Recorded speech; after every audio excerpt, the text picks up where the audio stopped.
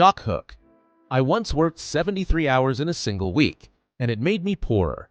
Not tired, not stressed, poorer. That week taught me something most people never realize. Working more hours does not mean moving forward. In fact, for most people, it's exactly what keeps them stuck. Because when you're trapped in more hours equals more success, you stop asking the real question. Is this work actually building anything? I was busy answering emails, busy fixing small problems, busy saying yes to everything. But none of it increased my skills, none of it increased my income, none of it increased my freedom. I wasn't building assets, I wasn't building leverage, I was just renting out my time. And time is the one thing you can never earn back. That's when I understood. You don't get rich by working more hours. You get rich by working on higher value things, skills that scale, work that multiplies, effort that pays you more than once. Because if more hours really made people successful, the hardest workers in the world would all be rich. But they're not. Retable setup. Most of us are taught the same story. If you want success, you work harder, you stay longer, you say yes more often, you sacrifice evenings, weekends, sleep. So we do exactly that. We fill our calendars, we stay busy, we feel productive. Every day looks full. Every week feels exhausting. But then years pass, and nothing really changes. Same income band, same pressure, same cycle, just with better excuses. You're always about to get ahead. But ahead never actually comes. Meanwhile, some people move forward quietly. They don't look busier. They don't seem stressed all the time. They're not constantly rushing. Yet somehow, their results compound. Their income grows. Their freedom increases. Their options expand.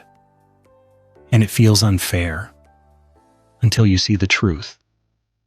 That difference has nothing to do with talent, nothing to do with luck. It has everything to do with how they use time. One group trades time for tasks.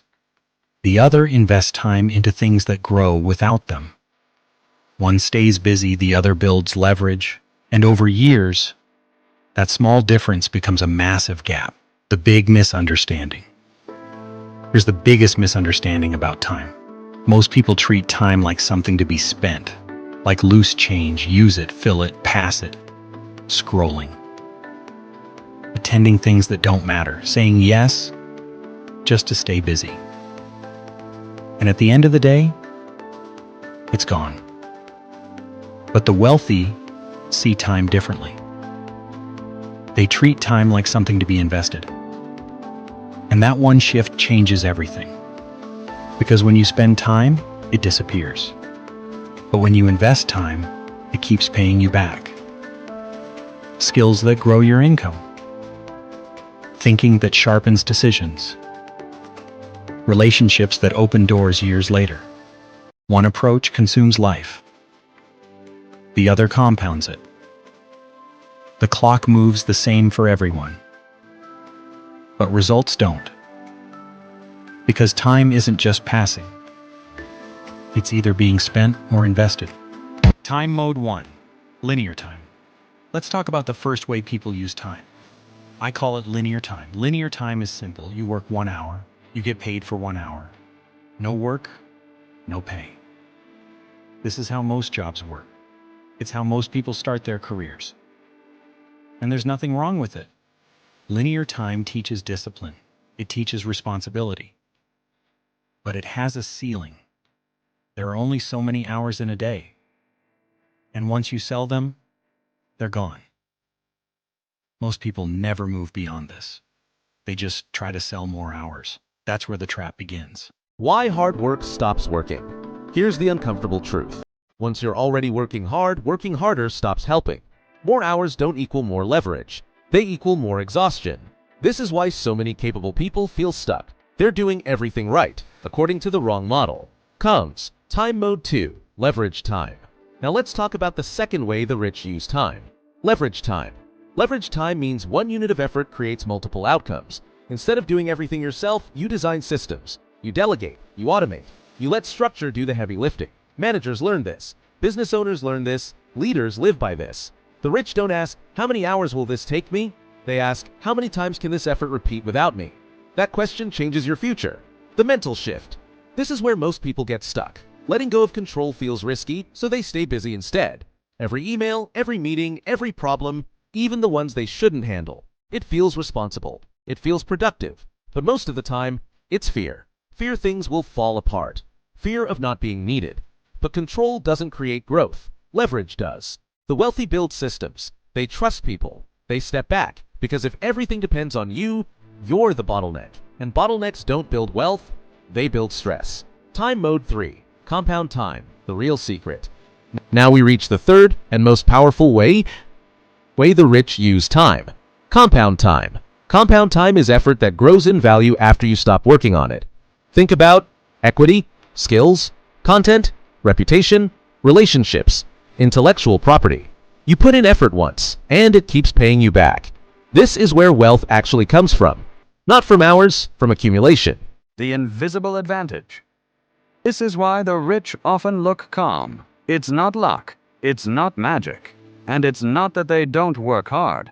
It's because their past effort is still working for them.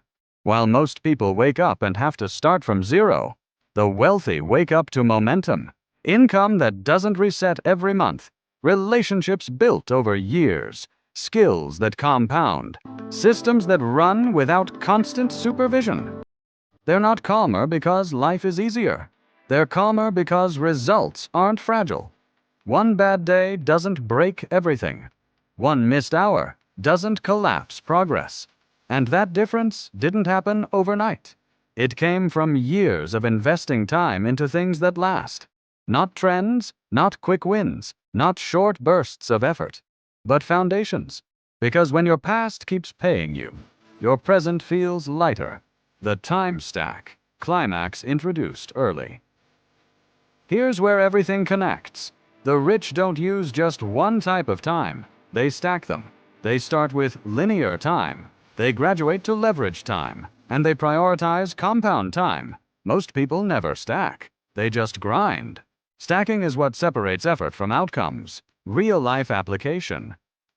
You don't need to quit your job tomorrow. You don't need to start a company overnight. You just need better questions. Instead of asking, how do I get through today? Ask, what am I building that survives tomorrow? Instead of, how busy am I? Ask, what still works when I stop working?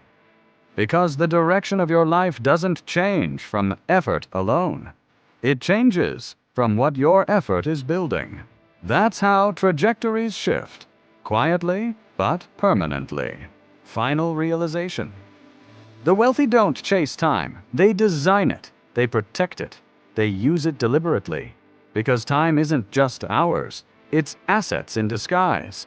Every hour you spend either pays you once or keeps paying you for years. Quiet, strong closing. So if you feel like you're working hard but not moving forward, it's not because you lack discipline. It's because you're playing the wrong time game. The rich don't work more hours. They build hours that work for them. And once you see that difference, you can't unsee it.